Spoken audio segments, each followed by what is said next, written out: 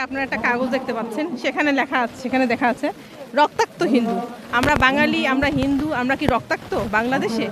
সারা দেশে একটি নির্দিষ্ট গোষ্ঠী উদ্দেশ্যমূলকভাবে আমাদের হিন্দু সম্প্রদায় সহ সংখ্যালঘু সম্প্রদায়ের বাড়িঘর লুট করছে, নারীদের ধর্ষণ করা হচ্ছে, আমাদের পবিত্র মন্দিরকে ধ্বংস করা হচ্ছে। সংখ্যালঘু সংখ্যালঘু মানে কি? আমরা কি সংখ্যালঘু? আমরা এই দেশে জন্মগ্রহণ করেছি। আমার হাতে আপনারা একটা কাগজ দেখতে পাচ্ছেন, সেখানে লেখা আছে, সেখানে দেখা আছে রক্তাক্ত হিন্দু। আমরা বাঙালি, আমরা হিন্দু, আমরা কি রক্তাক্ত বাংলাদেশে? 1971 সালে যুদ্ধ করেছি, 2024 সালে যুদ্ধ করেছি, কিন্তু তারপরও আমরা রক্তাক্ত কেন? সমগ্র বাঙালির কাছে আমাদের প্রশ্ন, কেন আমরা রক্তাক্ত, কেন আমরা সংখ্যালঘু? আমরা বাঙালি, আমাদের আইডি কার্ড আছে, আমাদের বাবা মা বাপ দাদারা এদেশে জন্মগ্রহণ করেছে, আমরা এদেশে বড় হয়েছি, কিন্তু এদেশ আমাদেরকে পর করে দিচ্ছে। কারা দিচ্ছে তাদের আমরা বিচার চাই। আমাদের সংখ্যালঘুদের উপর হামলা, মন্দির ভাঙচুর, বাড়িঘর ভাঙচুর, আমরা তীব্র প্রতিবাদ জানাই এবং এটার অবসান চাই।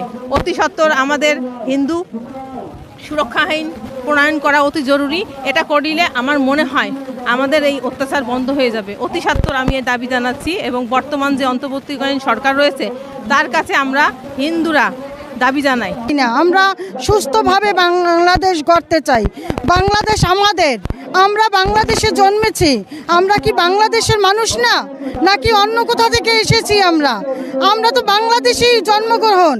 আমাদের কেন বলবে বারবার সংখ্যালঘু মানে কি? আমরা কি সংখ্যালঘু? আমরা এই দেশে জন্মগ্রহণ করেছি, আমরা এই দেশের নাগরিক। আমাদের ভোটে সবাই জয়ী হয়। কেন আমরা নির্যাতিত? আমাদের মা বোনেরা কেন অত্যাচারিত হবে? আমরা দিনের পর দিন, রাতের পর রাত আমরা ঘুমোতে পারি না। আমাদের সন্তান স্বামী কোথায় থাকে, কি করে, তাদের নিয়ে আমরা খুব চিন্তিত থাকি। কেন থাকবো আমরা এর জবাব চাই।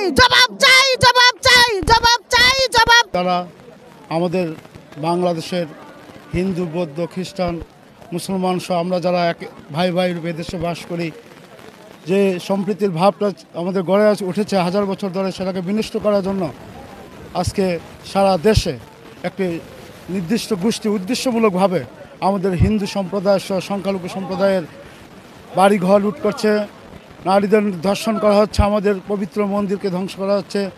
কিন্তু এই দেশে আমরা সবাই একাত্তরে কাঁধে কাঁধ মিলে আমরা সবাই রক্ত দিয়ে এই দেশ স্বাধীন করেছি। আমরা সবাই সুন্দরভাবে একটি সোনার বাংলা গঠন করতে চাই, সবাই মিলে একটি সম্প্রীতির বাংলাদেশ গড়তে চাই এবং সবাই এদেশে আমরা আমাদের এই নিরাপত্তা চাই। আমাদেরকে যেন সবাই মিলে যেন একটা সোনার দেশ গড়তে পারি এবং আমরা যেন কারো করুণায় বা দয়ায় না থাকি। আমরা যেন আমাদের নিজ অধিকারে, এই ভূমিজ সন্তান হিসেবে আমরা আমাদের অধিকার নিয়ে আমরা বাঁচতে চাই। এই সরকারকে আমরা অনতিবিলম্বে এই দাবি করব যে আমাদের প্রত্যেকটা গ্রামে গঞ্জে মন্দিরে, আমাদের আবাসস্থলে আমাদের নারীদের উপরে যে অত্যাচার করা হয়েছে তার বিচার সুষ্ঠু চাই। শুধু স্বাধীন বললে হবে না, আমরা কেন পরাধীন থাকবো, আমাদের উপর কেন বারবার আঘাত হবে, সে বিষয়টা আমরা এই সরকারের প্রতি দাবি করছি এবং সবার সম্মিলিত সহযোগিতায় আমরা একটি সুন্দরভাবে বসবাসের পরিবেশ চাই। আমরা সংখ্যালঘু এই বাংলাদেশে, যে সরকারই আসে সেই হিন্দুদের উপর অত্যাচার চলে, হিন্দুদের ঘরবাড়ি লুট করা হয়, মন্দির ভাঙা হয়।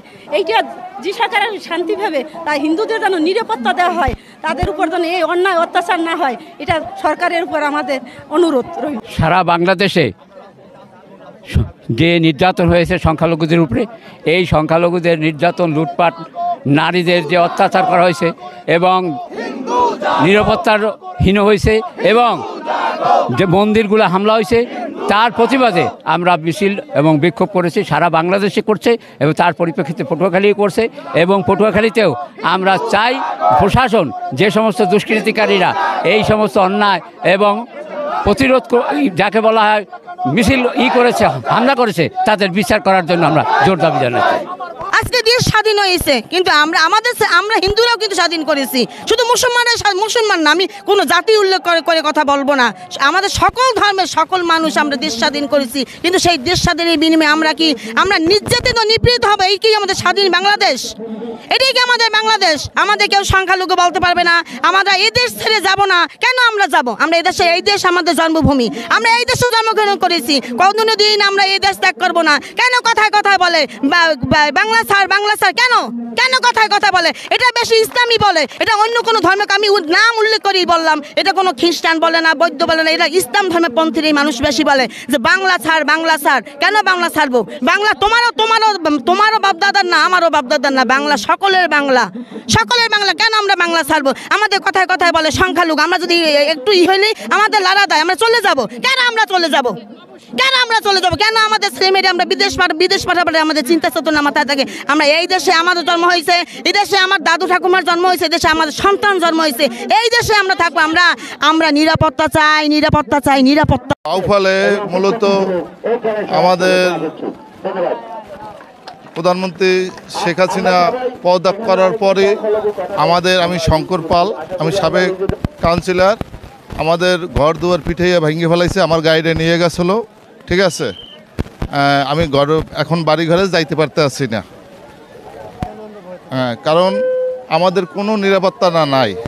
আমাদের পাশের বাড়ি কমল পাল, যে মাটির মৃৎশিল্প, তারও ঘর দুয়ার কোপাইছে, লুটপাট করছে, সোনা গয়না যা পাইছে, মেয়ে ছেলেরা এখনও ঘরে থাকতে পারতে আছে না।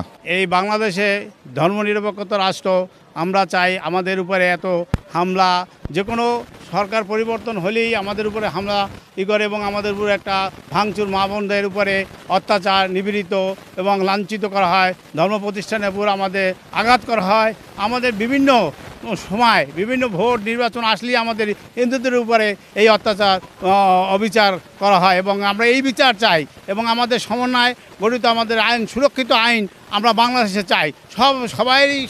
সব দেশেই এই সুরক্ষিত আইন আছে, আমরা এই আইনটা বাস্তবায়ন চাই না। আমরা নাহলে আবার কঠোরভাবে আন্দোলন গড়ে তুলব আমাদের এবং সংখ্যালঘুদের উপরে আমরা সংখ্যালঘু হতে চাই না এবং আমরা আরও